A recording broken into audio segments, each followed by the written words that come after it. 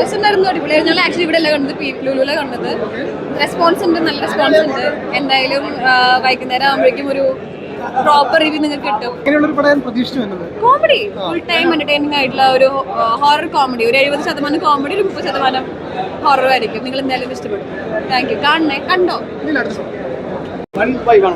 Second half ഒരു power pack പരിപാടിയാണ്. Full fun ഹൊററാണ്. അപ്പോൾ എന്തായാലും പോയി കാണാം, എല്ലാവരും കാണാം. നിങ്ങളാണ് പരിപാടി എന്താക്കണമെന്ന് ബൂസ്റ്റ് ചെയ്യേണ്ടത്. പ്രകമ്പനായിരിക്കും, ഇനി കുറച്ചു കാലം പ്രകമ്പനായിരിക്കും. തിയേറ്ററിൽ മസ്റ്റ് വാച്ചാണ്. നമ്മളെ കഥ പറഞ്ഞിട്ട് ആ പടം കണ്ടിട്ട് കാര്യമില്ല. എല്ലാവരും തിയേറ്ററിൽ വന്ന് കാണാം. നല്ല അടിപൊളിയുണ്ട്, എല്ലാം പക്കയായിട്ട്. അത്യാവശ്യം ശരി. ലാസ്റ്റ് സമയത്താണെങ്കിലും നല്ലൊരു സസ്പെൻസ് വെച്ചിട്ടാണ് ആ പടം പോകുന്നത്. എല്ലാവരും നന്നായിട്ടുണ്ട്. സാഗറിന്റെ ഒരു നല്ലൊരു ഇതാണ്. നമ്മൾ അവനെ വില്ലനായിട്ടല്ലേ കണ്ടുള്ളൂ.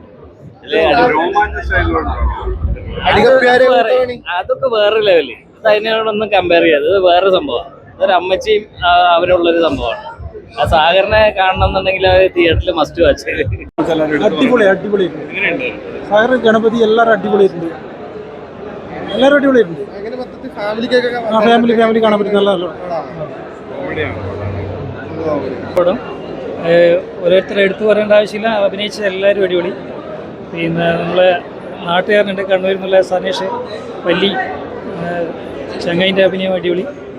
പിന്നെ നല്ല ഒരു ഹ്യൂമർ, പിന്നെ ഹൊറർ എല്ലാം കൂടി മിക്സ് ചെയ്തിട്ടുള്ള നല്ല സൂപ്പർ പടം. താരങ്ങളുടെ എല്ലാവരും അടിപൊളിയായിരിക്കും. സൂപ്പർ പടം.